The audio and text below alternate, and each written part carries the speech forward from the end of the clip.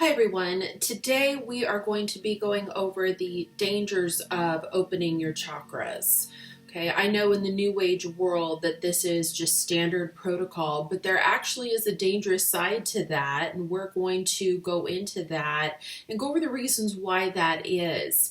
One of the things that I am so passionate about is redefining this reality by decoding the illusions of this world projection that we have been presented with. I was kind of drawn to the New Age movement many years ago as I was coming out of Mormonism. I was studying different philosophies, different theologies, and trying to get an idea of where these ideologies came from, and if there was a different spiritual belief system that was a little more compatible with my spirit. And I was kind of prone to going towards the New Age movement because I already had different meta gifts that I was just born with. But there are some very dangerous philosophies there. The New Age movement actually isn't new at all. It comes from Eastern mysticism and was basically revamped over here by a Luciferian Satanist that introduced these very dangerous philosophies that are half-truths. And a half-truth is also a half-lie. So we're going to talk specifically about balancing and opening chakras. There's so much information out there on different meditations and ways to open up your chakras. I'm all for balancing these energy wheels. We're going to break down the energy system, the chakra system a little bit, and talk about why balancing them is very important. The dangerous part of that is when we open our chakra system and why that's so dangerous for us. Okay. So, one of the things that I want to stress is the chakra system is a system as a whole. It's not 7 different energy wheels. Okay. And I know that there are much more. There are actually 12 if you go up into the astral realms and down below your feet. You've got, actually there are more than that if you look at the chakra systems in your hands and out into your biometric sphere. It can get pretty extensive, but we're going to talk about the main 7 chakras that most people work with. Now, many years ago in medical science, they used to look at problems with the liver. If you had cirrhosis of the liver, it was just a liver issue, okay? And they found out that that's not true. If you had heart issues, some sort of heart disease, they thought it was just a heart issue. And what they found is that you cannot have an issue with your heart and have it just be an isolated problem. You can't have problems with your liver or any other function of the body, stomach, diabetes, pancreas, and not have it work as a system. So there are other issues going on as well. Same holds true for your chakra system.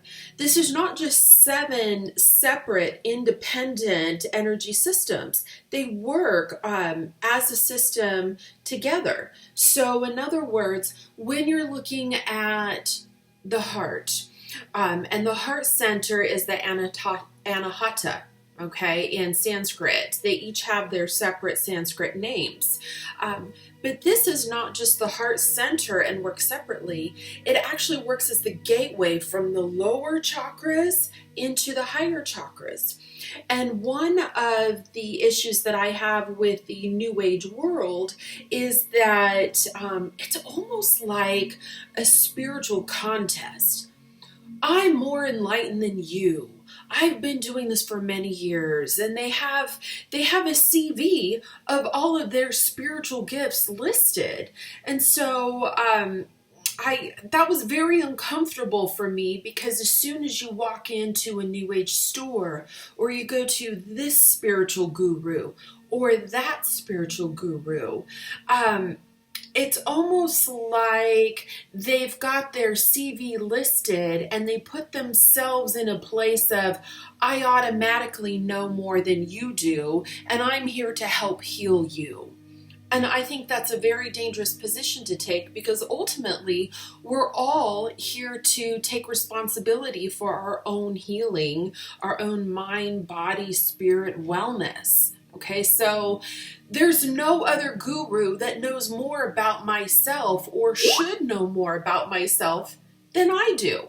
And yet we pay thousands of dollars to go to different seminars and to get this treatment or that treatment. And that's a very dangerous attitude, to put ourselves in a position where this person knows more or sees more about us than we do. Okay, so that's already an issue I have there. But in terms of our chakras, when we let somebody come in and start messing with our energy wheels, like the Reiki masters,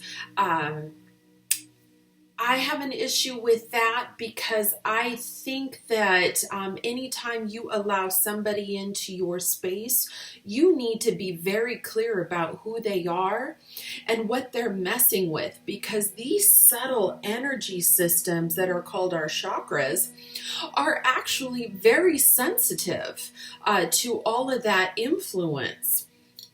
Now, when we are balancing our chakras, we want to make sure that these subtle energy fields that govern our spiritual center, like the Manipura, or when we're opening our Ajna center, which is our third eye, we need to make sure that we are activating, not opening. And I'm going to explain the difference here.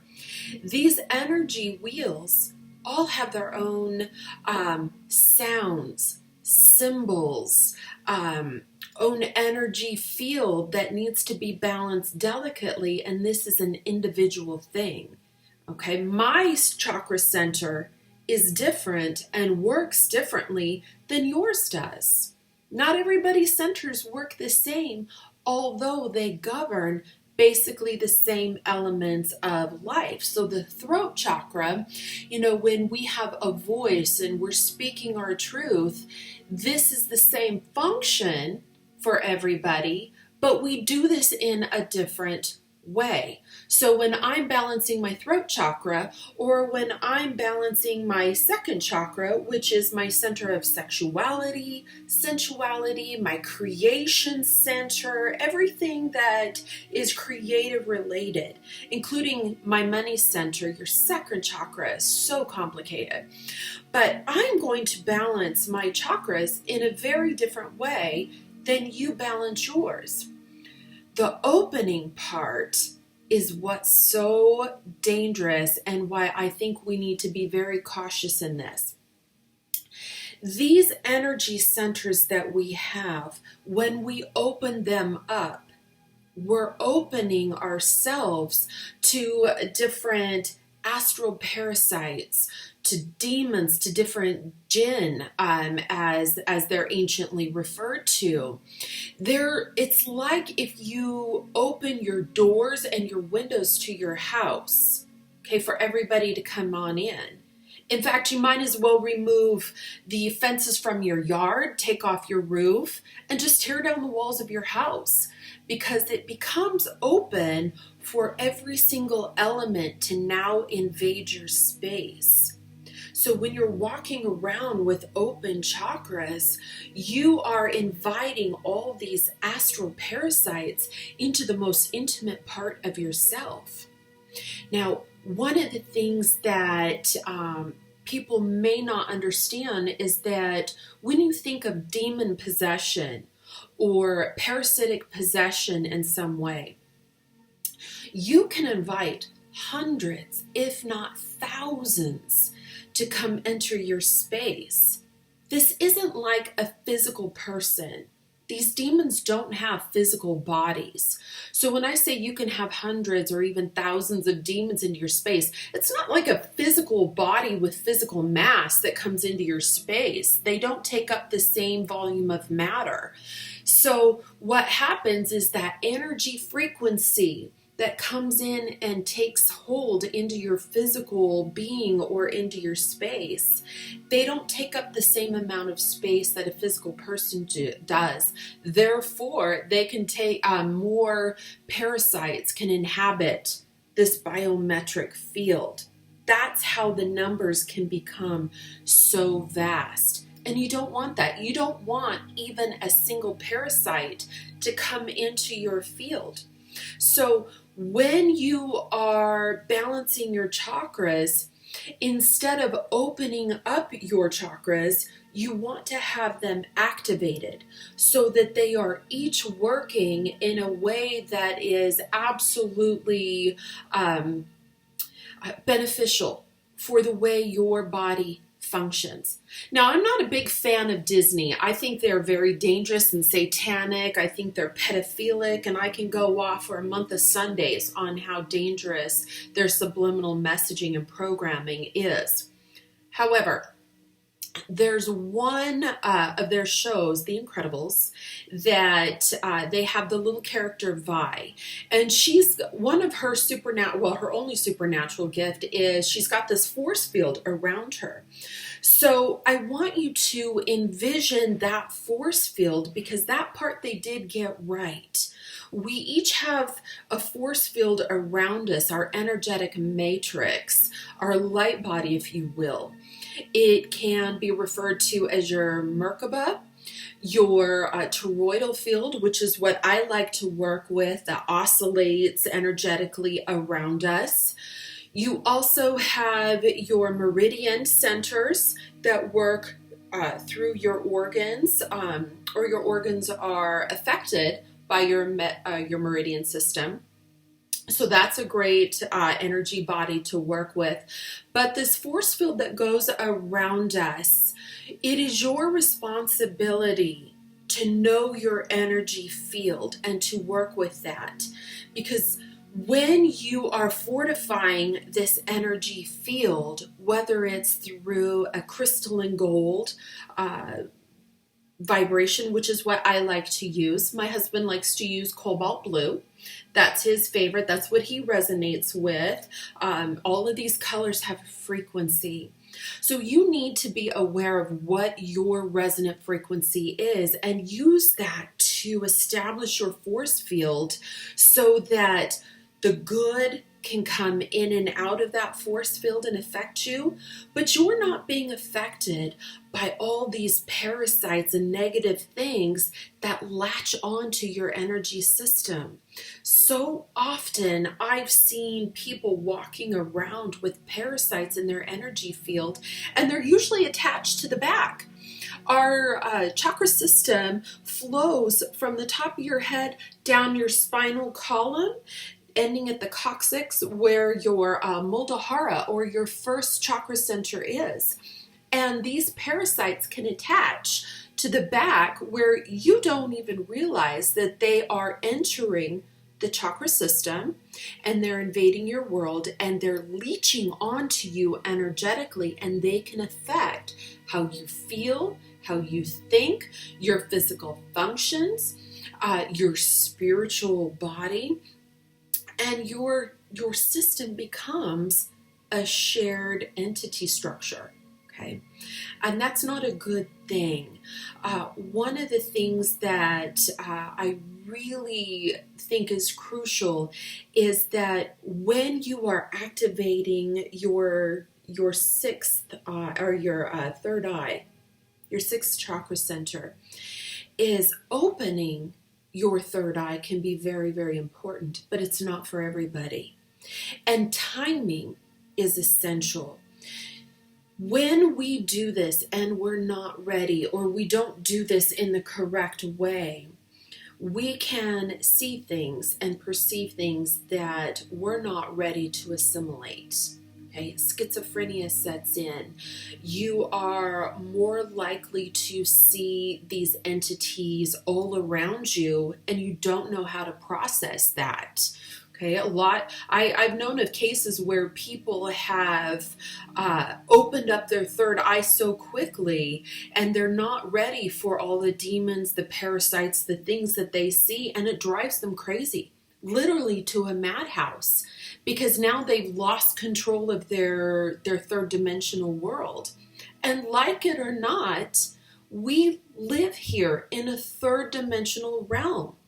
I know in the New Age movement, everybody likes to be in La La Land, and they like to live up in the upper chakras, the heart chakra and above. And so they're not grounded. They kind of poo-poo the lower chakras, thinking that it's a little bit below them. They're too enlightened for that. And that is a lie. That is an absolute falsehood. These lower chakras are no less important than the upper ones. They work as a system. And in order to function in this physical world, even in a spiritual way, you must be grounded and rooted into your first, second, and your third chakras. I hate to break that to you, but it's the truth. If you want to live in this world in a productive way, your lower chakras have to be just as engaged and activated and protected and balanced as the upper worlds. Same with the right hemisphere of the brain. You must be as activated and balanced in the left hemisphere, logic, reason, justice, as you are with the right hemisphere. If you are not, you have brain damage. It's as simple as that. If you are neglecting the left hemisphere of the brain and you are completely focused on the right side, which is our maternal side, okay, this is our female energy side. Everybody has a male and a female energy quality about them. The left hemisphere being the male. You must have an equal balance of the male-female aspect, okay, in order to be a balanced person. I don't care what your genitalia is. That's not important. Every single being, whether you're male or female, has a right, a female aspect, and a left, a male aspect. And in order to be a balanced human, you've got to have that crucial balance in your right left hemisphere brain and also your chakra system. I would think very, very carefully before I opened up my chakras and walked out of my house. Okay, even in my own house, which I keep clean energetically, I make sure that my chakra centers are balanced and protected. I make sure that my energy system is protected. My force field, if you will, is set up in such a way where I can flow in and out with my energy system. So all the energies that I want to send out past that, I absolutely in control of that. But those negative things cannot get into my force field, and they are certainly not getting into my chakra system. Close your chakras, okay? You must do that if you are going to maintain sovereignty in your biometric sphere. That doesn't mean you don't activate them. Okay, so what I'm going to suggest that you do is sit in a meditation or even a prayer, whatever terminology you feel most comfortable with, and imagine your 7 centers, okay? Balanced, everything is functioning the way they should be, and you probably have your own meditative practice that you do, so make sure you do that. But instead of having the idea that you are open to everything in the universe, make sure that you're activated and balanced, but that you are protected. Because are you really open to everything in the universe? I'm guessing you're probably not. You shouldn't be, okay? So I hope that this makes sense to everybody. I hope that it's given you food for thought. I hope that you will think twice before you open everything up and realize that that part of working with the chakra system is not recommended. You're welcome to go to my homepage, Galacticstoryteller.com. Read the Sovereign Declaration. I have provided this information for you for free so that you can go through clearing out your astral bodies, clearing out your space, whether it's your house, contracts that you've signed before you've come in to this world, this physical world. That is important for your development, that you will do it in a sovereign way, taking control of your mind, body, spirit. You guys are welcome to contact me at galacticstoryteller@gmail.com. Be sure to like and subscribe. Ding my little bell there for notifications every time I put up a new video so that you will be contacted. I do take donations on my homepage at my website. This way I can stay advertisement free. It allows me to provide you guys with information to keep going, keep putting up this valuable information that will help you decode this reality and help you see things from a more spiritual perspective in terms of our third eye, our physical eye, and also our heart discernment. You guys take care, and we will see you in the next video.